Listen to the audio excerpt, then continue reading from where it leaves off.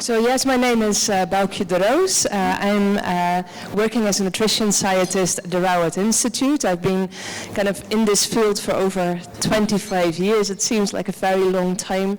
And during those 25 years, I've done many studies where we look at the effect of diet and food interventions on outcomes of cardiovascular disease and diabetes. And especially in relation to the topic tonight, kind of diet and diabetes is very much linked, so that was one of the reasons they were linking us up. Lovely to see you all. I'm Wendy Watson. I'm one of the consultant diabetologists here in Aberdeen, and I help look after patients with diabetes and Grampian along with many of my other healthcare professionals. And it's a pleasure to have the opportunity to speak to you this evening about something that I think both of us feel quite passionate about, and that's how we can support our patients with regard to diet and managing their own conditions. And we hopefully will be able to talk on some of those topics as we go through today.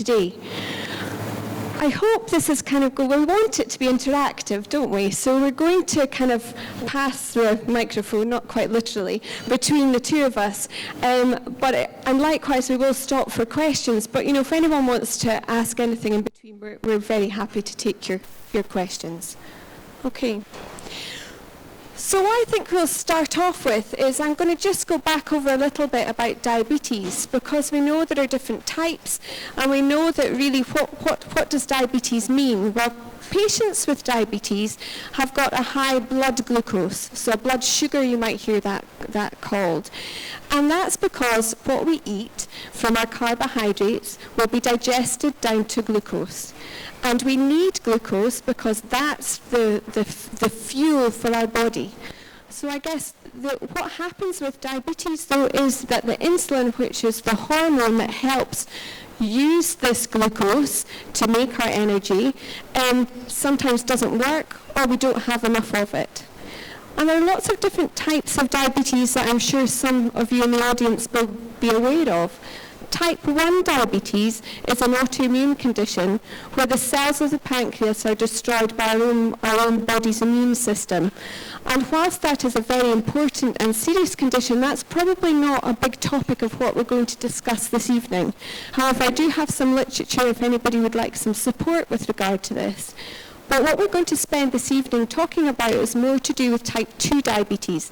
And that's when we sometimes don't have enough of our own insulin, or the insulin that we have is not working properly. So we have what we call insulin resistance.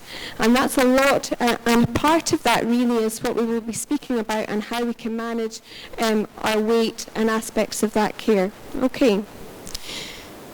However, there are other types of diabetes which we won't touch about, which are genetic conditions, and also because insulin is made in the pancreas gland, there are some conditions where if the pancreas isn't working, then the body can't produce enough of its own insulin. And that's not what we're going to have a talk about this evening, but likewise, if anyone's got questions about that later, we'd be very happy to discuss that.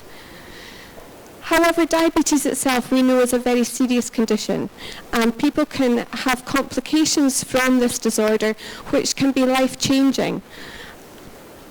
Aspects of this would be, it can affect our eyes, it can affect our kidneys, it can affect our nerves, which can sometimes lead to amputations, and it can also increase the risk of cardiovascular disease. So it's very important that we try and help manage this condition. And what we will try and speak about this evening are some opportunities and ways that we can look at that. So how does that affect us in Scotland? Well, about 5.6% prevalence of diabetes within Scotland. And hot off the press today, I went and had a look at our little dashboard that we have. Roughly about, I think we've got about just short of 27,000 people within Grampian who have type 2 diabetes. And that number has increased significantly from when I started training. I think when we were setting up the retinal screening programme in Aberdeen, it was aimed at about 12,000 people. So within 20 years, look how the numbers have increased. So it is something that's a health concern. We know that the health budget, about 10% of our health budget is spent on managing patients and their complications with this condition. So we know if there's anything we can do to try and prevent this or reverse the diabetes, then it's very important. And I think we'll come back onto that in due course. Before I pass on, one of the aspects that we do need to think about is society in general. And we probably are, we're a bit bigger, people are overweight, obese. The percentages of the population now with type 2 diabetes who are overweight or obese sits at about 86%. So we know there are things that we need to try and do to help support people. And I appreciate that sometimes, we think it's very easy that we just go off and lose weight. Well, if it was that easy, we would all be doing it, wouldn't we? So we have to think how we can work with our patients to support them so we can move matters forward. Okay, so going on from this kind of weight issue, you may have seen that was actually quite timely, the coverage on the BBC News last week. And the headline struck me. It says, "You are never far from a sausage roll." And I think this is exactly kind of what the situation is like. And I think this, for me, captures kind of the obesogenic environment where we're currently living in. So kind of on the front, it was kind of a guy called Stephen Orr, who obviously had been very successful in losing weight, but also the notion that only 1/3 of people in Scotland are normal weight. So almost 2/3 of people are either overweight or obese. So obesity or being overweight is the new norm. People don't consider themselves unusual or kind of different from the norm when they are overweight or obesity. But then on the other hand, when you are becoming overweight and then getting into the obesity zone, kind of your risk of getting kind of diabetes, but also cardiovascular disease and a lot of other conditions is significantly increasing. So actually being able to identify yourselves as being overweight or indeed kind of obese is really, really important. So let's kind of consider this kind of obesogenic environment, because we all know that it is just very easy to kind of get all those sugar kind of or fat kind of energy dense food in the corner shop, which is just so close by and it's just so easy to buy. And generally those foods are very cheap. So somebody ever told me kind of about 80 years ago, people spend 25% of their salary on food and 8% on transport. That is now switched around. So we only spend 8% of our salaries on food, and some people up to 25% of their salary on transport. So, and I think this indicates how easy it is for us to buy food, and especially kind of if you get to certain areas, kind of the energy-dense food, the foods that are rich in sugar or saturated fat or indeed salt, are very easy to obtain. So, we are trying to kind of do something about it, and generally kind of people think actually changing this environment may be more effective than asking individual people to lose weight, because we all know that, I'm sure that many of us have been through the process of trying to lose some weight, and it is just incredibly difficult. I think we are looking at how can we change this environment, how can we change, for example, the promotion or marketing of foods. You will have seen that a lot of these high sugar, high fat foods are not actually at the till anymore, so you're not tempted to buy some last minute snacks before you kind of pay for your foods. And generally, I think people are kind of the policy bodies will try to kind of make you eat less of discretionary foods. And these discretionary foods are foods that are high in sugar, high in fat, but not necessarily providing you with the nutrients. And they are responsible for half of our sugar intake and 1/5 of calories and saturated fat intake. So yeah, generally kind of losing weight, kind of getting out of that obesity kind of zone, getting out of the overweight zone is incredibly important. And if you think about it, if you would only lose 10% weight, and that is different for all of you depending on your starting weight. So if you would lose 10% of your weight, you would actually see a fall of 50% in your fasting glucose.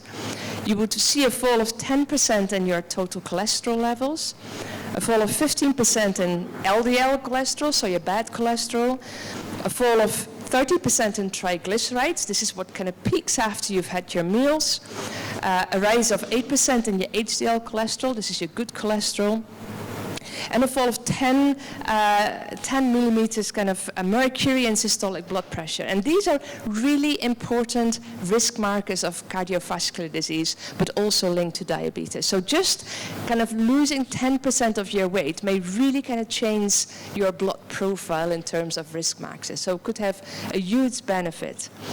And I think we'll talk about this a bit later as well, but there has been a big trial in the UK called the DIRECT trial, where they have actually looked at the effects of a very kind of low-calorie diet. They gave soups and shakes in a larger cohort in the UK, and they found actually the people that were able to kind of lose this 10% or even the 15% actually were almost reversing their type 2 diabetes. So it is hugely effective.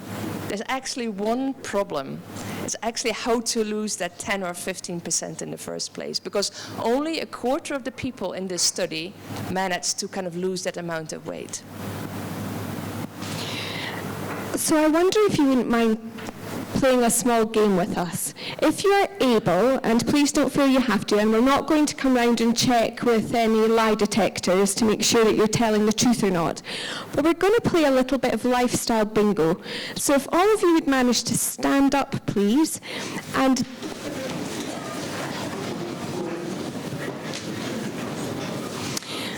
we are bombarded with information on the TV and from all the kind of public health providers of all the things that we're supposed to do every day.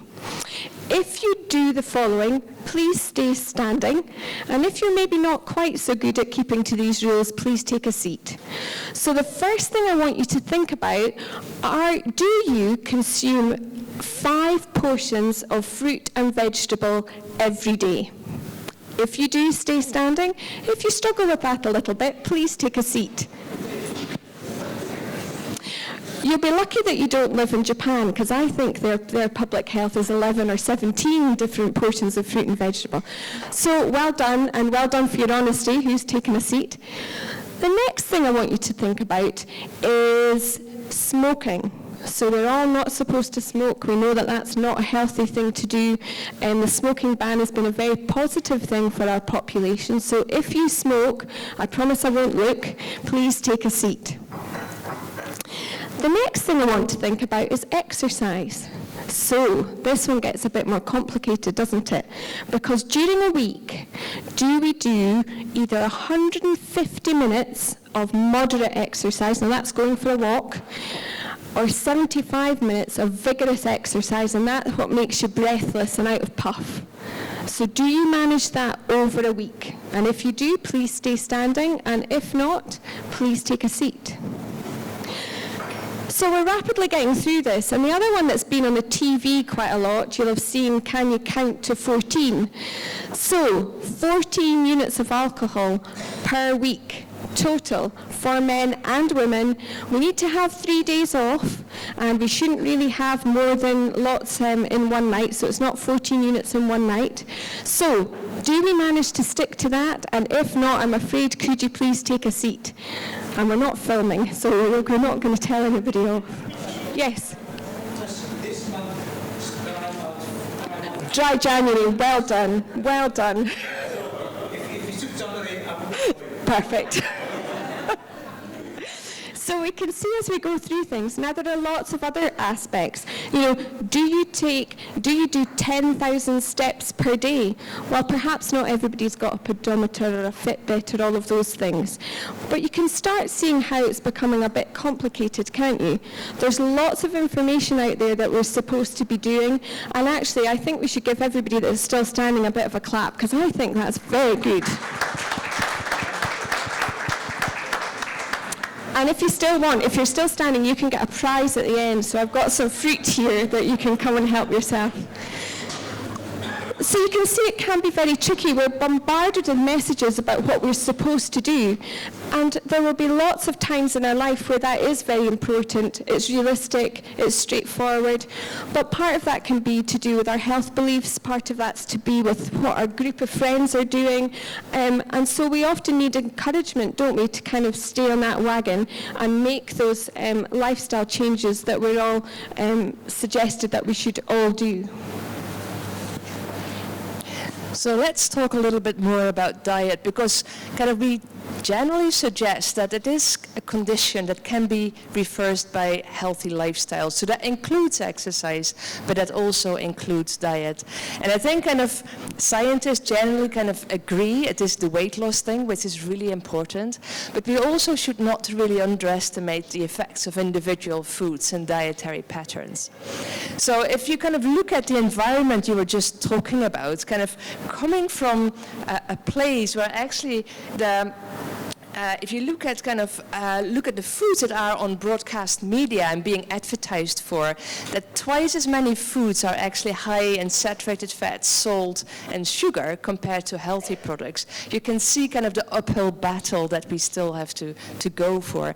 But generally, if you look at healthy diets, kind of the dietary recommendations are not any different from the healthy diets from anyone else, right? So it is really kind of how do we get people to stick to diets in the first place? That is really, really the difficult thing.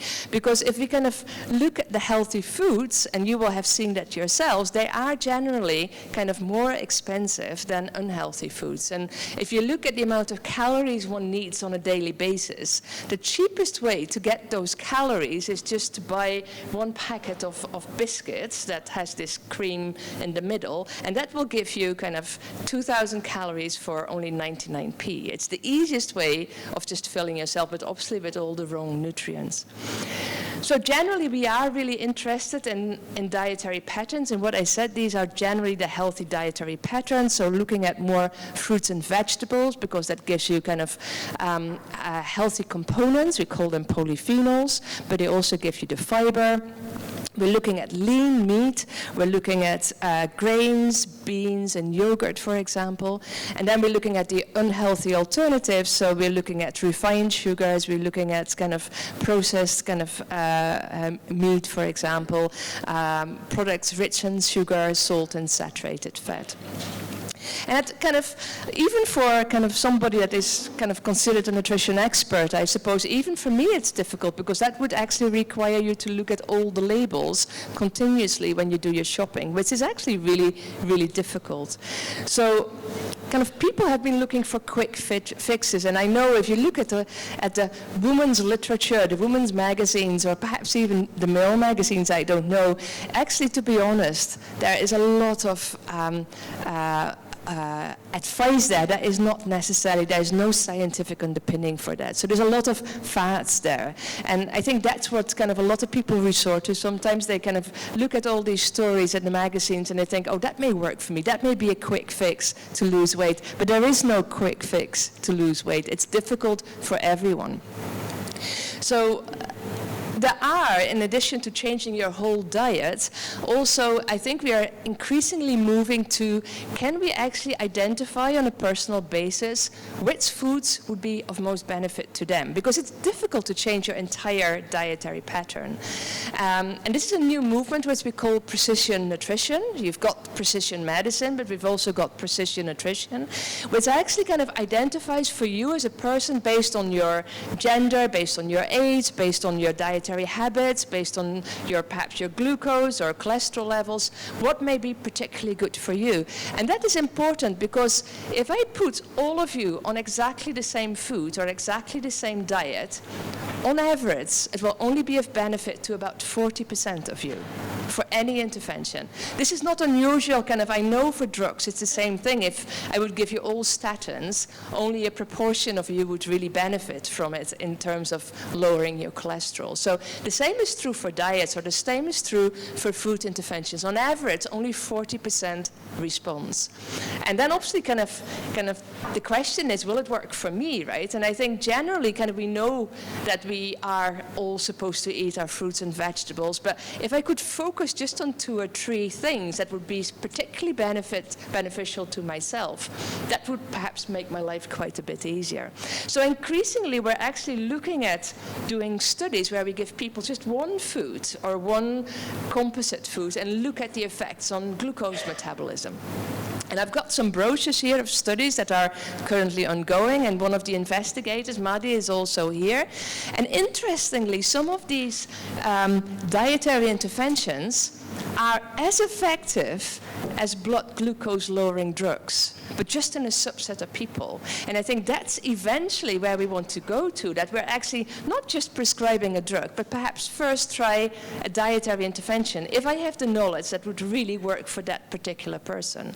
And I think increasingly, and I see that in other countries already, the insurance companies are getting very interested in this, because obviously they could spend money on providing you with a drug, which could have side effects or may work for some and not for others.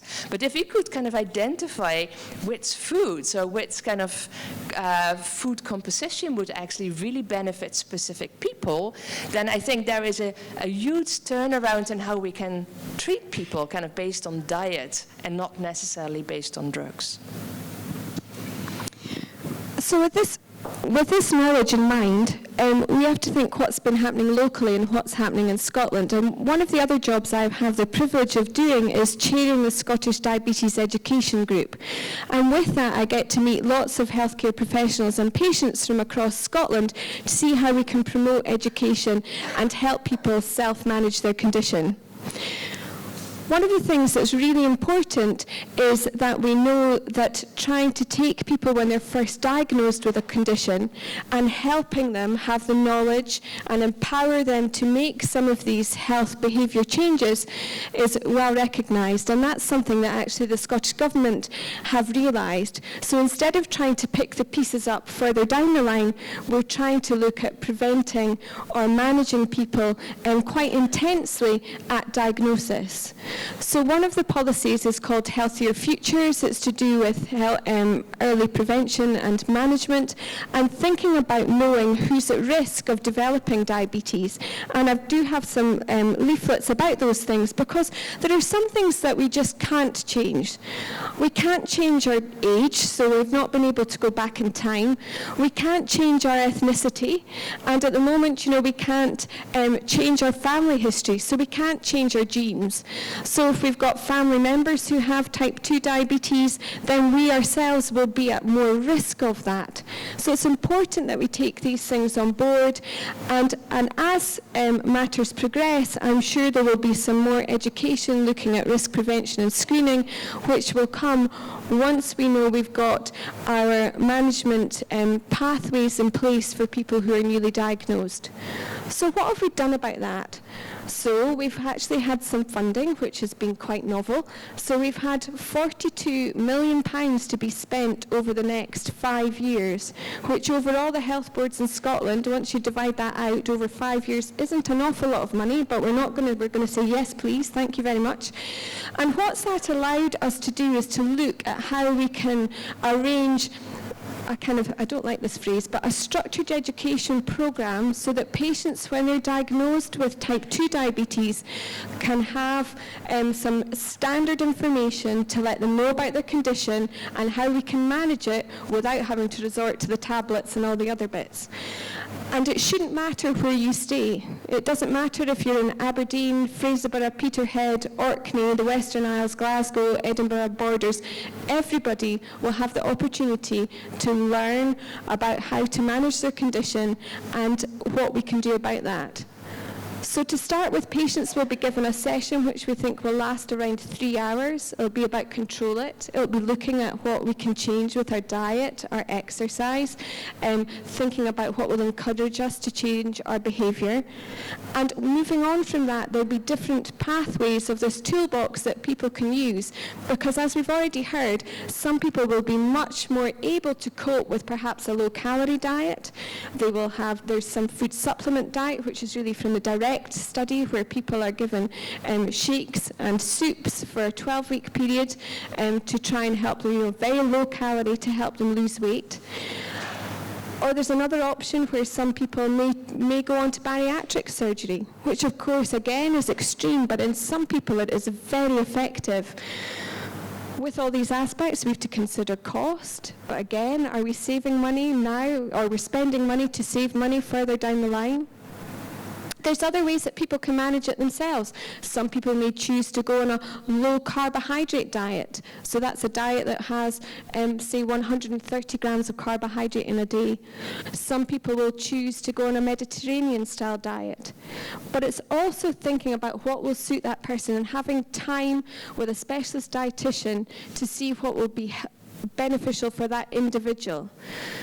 And it's important because now we realise that diabetes can be reversed. It can go into remission. If people can lose this amount of weight in a short period of time, then their diabetes can be reversed. And I think that there's lots of studies, and we're looking at this in really much more depth to follow this patient cohort through. But if we can prevent this condition progressing, then we can reduce the risk of complications. We can reduce the personal burden that patients can experience, because the list of medication can really be quite long. We did a study looking at how many medicines people with diabetes were on when they were in hospital, and the kind of average medicine that someone with type 2 diabetes was taking every day were 13 different medicines. So between the glucose lowering medication, the blood thinning medicine, the blood pressure tablets, the statin, but to name but a few, that is quite a bloat. And also often after medicine, some people may be injecting insulin. So again, we've got all of these things, and every time you're eating or exercising, you're thinking about your condition. So it's a lot to take on board, and that's taking away from the side, the consequences are thinking about the cost to, us as taxpayers as well. But I think the most important aspect is for patients to engage, because to be honest, that's the best thing that we can have. If people can feel empowered and want to make those changes themselves, then that's much better than any pills or potions that we could offer. But it's also important to know that people can feel empowered to come and speak to healthcare professionals. I know that sometimes it's very easy to feel guilty for something, especially when we can be a bit flippant and say, oh, it's diet and it's this and it's that, because we actually know how very hard that is. And that's why it's important to have that individualized ability to look at what will suit you. I think that's most of those bits. Why it's important, before we get on to questions, I think when we think about risk, every year, I think in Scotland we have thousands more people diagnosed with type 2 diabetes, and we know that number it's not been going up quite so fast, but there still is increasing, so we do need to make those changes. And we think in Scotland there's probably around 500,000 people, so the population of Grampian, who are at risk of developing diabetes, and that's the group that we want to make that change. So hence the Healthier Futures, which is rolling out, and that's what we're keen to do. There's also the group that are at risk of diabetes that we need to think about, that we can make that change into. And locally, the initial group that we want to be helping will be women who've had gestational diabetes. So this is a condition that women develop during pregnancy. It's a glucose intolerance, which can lead to complications. But subsequently, after the baby's been delivered, women can be at risk of developing type 2 diabetes about 50% over the next 5 years. And often these are quite young women, and that may affect their next pregnancy. So if we know we've got these high-risk groups within our population, we're wanting to try and help support them and make changes with regard to their diet and lifestyle.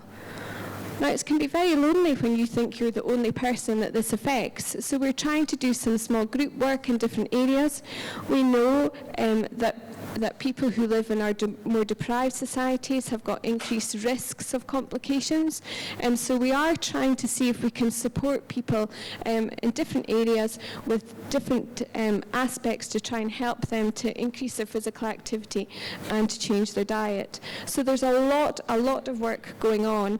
And I think we were going to speak about some of the opportunities that there might be locally, isn't there, for people to take part in. So yeah, there are various opportunities for you to kind of contribute to the science, because we need science to kind of back up kind of the policies that are being created. So we are kind of at the Rowett doing several studies, and these are just from a dietary perspective. They are kind of weight loss studies, because putting everyone on a low-calorie diet doesn't necessarily help. And we now know that some dietary regimes work much better for some people, but not for others. So we have weight loss studies because we understand how important that is to people. But we're also kind of looking at individual foods that may kind of improve your glucose metabolism.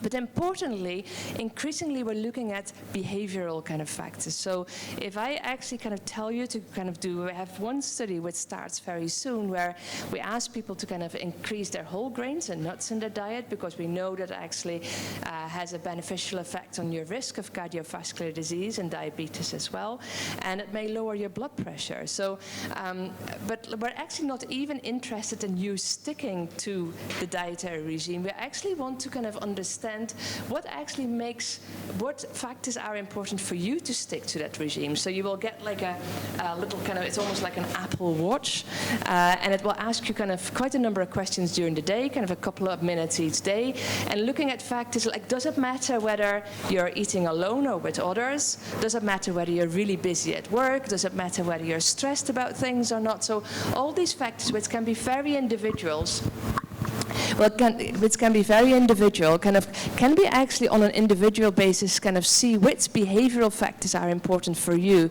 And I think increasingly that is going to be important, because we cannot just tell people what to eat. It doesn't work. We actually have to become more clever and say not only just eat specific diets, but also perhaps combine it with other factors that are important to individuals. And there are some community kind of projects as well that we are trying to get people involved in. Yes, sir, but hopefully we'll be able to speak about that when we open the floor to questions after a short break. I think what we do have is we've got some leaflets which have been provided by some of our Diabetes UK, Diabetes Scotland team, which you'd be very welcome to come and help yourself to. There's a little bit, I think we spoke about reading food labels are sometimes not the most straightforward, apart from everybody has to go green, so we have to go green for our food labels just as we do for keeping the environment nice and healthy. And we've also got some bits here. There is actually going to be a website launched for our patients locally in Grampian by the diabetes team, which will give access to lots of information, both for if you're a patient or as a carer, which gives links to things like diet, and also to local walks, guided walks, and also for people to get psychological support, because we know how challenging that can be. And we've also got some leaflets with regard to some of the studies as well that people would be very welcome to pick up. Okay, thank you.